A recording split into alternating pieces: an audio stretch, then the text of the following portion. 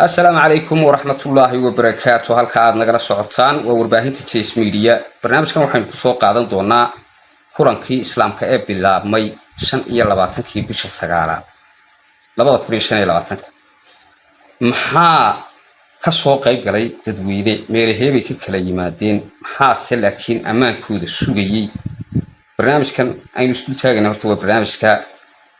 haddii aad tahay qof kulli islaamnimada jecel share garee oo committee-gana aragtidaada kaga hadal like tara saar waayahay. horta kulanka ijtimaaciga waa sanad leh waxaana lagu kulmayay qurcayar oo kamida qayb Hargeysa ku taala masjidka masaajidka tabliiqinta la oran jiray laakiin waa kulanka islaamka masaajidka lagu qabto sababtoo ah tabliiq quraayba kama soo qayb galo. sanadkan iyo sanadkii hore waa labada sano ugu dadka badnaa weeyaan 70 kun wax ka badan baa ka soo qayb galay wala waan tira sax oo la isoo gudbiyay imika jirin 70 kun waxay leeyihiin horta rag iyo dumar waa yeer iyo dhalinyaro waxay la wataan gaadiid kala duwan waxaana ka yimaadeen dawlado kala duwan oo Afrika, Asia, America iyo Asia iyo maxaan sheegay ila Australia. waxa ay soo doonaan maxay tahay horta waxa weeye kulan islaam hadaad maqasho waa dad diinta ka tashanaya sidii hore loogu marin lahaa waxaad maqasheen wasaaradda iyo hawlahaas sidii horumarin loogu sameyn lahaa. haddaba waxa weeye may maal gelin laakiin nin walba sahay ku filan buu soo qaatay kulanka islaamkana waa laga soo wada qayb gala waxaana ka kala yimaadeen wadamo cid kaste oo islaam ay ka soo jeedo. ragga qaar ba sida xajko kale intaasoo fiise u soo kala wareegsan diyaarad kala wareegsan soo raacay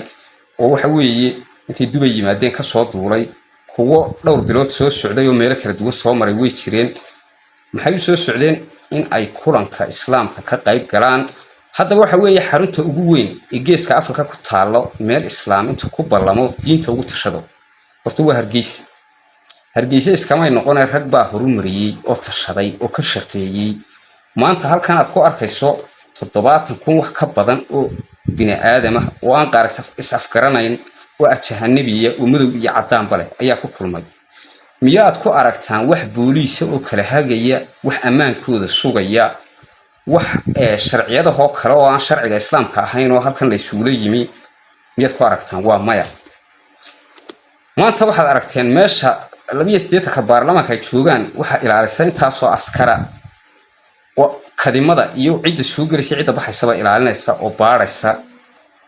waxaana weeyado intaasba joogto haddana marka qaar wax ka dhacaanba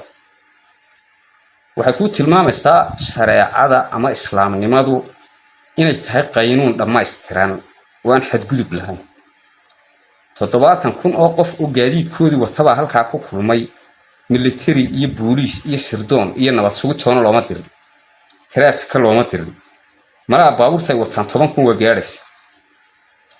mid waliba meel ku filan buu dhigay qof khilaafaya kuma jiro qof naacadi kuma jiro qof jiiraya kuma jiro. maxaa sababay meel kasta oo diinta islaamka lagu hayo ama loogu shiraya sidaas oo kale weeyaan leesma afkaran waayaba wax khilaafaya xitaa kuma jiraan. iyadoo sidaa walaal loo wada yahay waxa sababay in maanta geeska Afrika halka ugu ballaaran amaba caalamkaba marka laga yimaado xajka meel islaam ku tashado oo isugu yimaado oo ku kulmo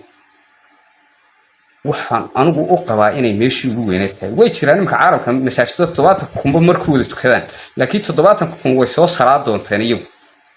ee diinta uma tashanayeen nin waliba waajibaadkii salaada ayuu soo gudanay. laakiin ninka maanta ka yimi Pakistan iyo ka Yemen ka yimi iyo ka Syria ka yimi halkan waxa ku kulmiyay inay diinta u tashadaan iyagoo wax kale u socdo. waxaana u suura gashay sanadkii walba in intaas oo qof oo kale ku soo korodho. hadda ka hor waynu garanaynaa iyadoo aan masaajidkana dhisnayn ayaa loo jiray kulanka islaamka Hargeysa ka dhacaya kun qof baa soo qayb gali jiray wax ka yar iyo boqolaal maantana 70 kun bay gaareen. wax ilaahay loogu mahad celiyo maanta inay Hargeysa noqoto meeshii labaad ee islaam isugu yimaado marka laga yimaado xajka iyo masaajidada ilaahay dee magaciisa ku sheegay ee quraankiisa ku sheegay marka laga yimaado meel islaam ku tashado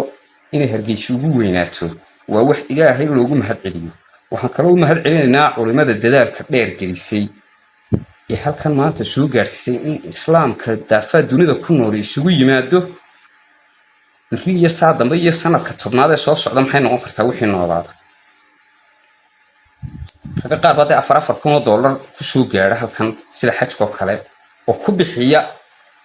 in ay kulanka islaamka ka qayb galaan oo afkaar ka dhiibtaan sidii diinta loo horumarin lahaa oo dadka loogu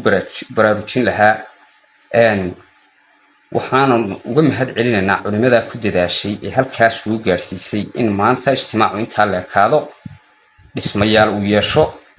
oo waxaan ku uri daafaha dunida looga yimaado bal adiga laftigaagu aragtidaada ka dhiibo seed u aragtaa in intaasoo qof oo islaamo oo meel walba ka yimi ay ku kulmaan halkaa kabacdi horumarinta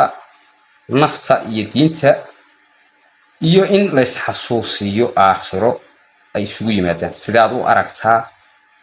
sidee bay hore ugu mari kartaa oo kale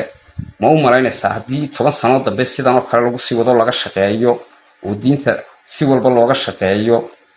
halkay gaari kartaa waayahay ilaa iyo aakhiro horta xaq iyo baadilku isku dhinac ordayaa xaqaana ilaahay u helinayaa dhammaantiin waxaan ku salaamayaa salaanta islaamka cid kasta oo jecel islaamnimadan waxaan leenahay sheer gareeyo ummadda kala gaarsiiya si ay ugu baraarugaan sababtoo tahay maalintii bilowga ijtimaaca waxaa jiray iyagana qayb hargeysa qayb ka mid ah dad baa mudaharaadayay haddana waxa weeye dhammaan dadka waxaa looga baahnaa maalintaa inay ixtiraamaan maalinta kulanka islaamka u ballamaya in qof kasta oo hargeysa jooga aanu fawdo ka fakirin ee uu ka fakiro qofka islaamka intaa soo socday sidii uu soo dhaweyn lahaa anigu waxaan odhan lahaa xitaa cuntooyinka in free looga dhigay dadka ajnabiga yimaada la suuriyeeyo qof walba cidi qaabisho marka kulanka laga soo dareero koox kaste ganacsadayaasha maanta hantida haya ay qaabilaan hoteelkooda iyo inta ay sii joogaan halkaa waayo sumcad weyn bay hargeysa waxaan baaraysaa taas waan salaamaya dhammaantiin tan iyo kulanti dambe waxaan leenahay maca salaama kulanka islaamka dambe ilaahay ha inagu kulmiyo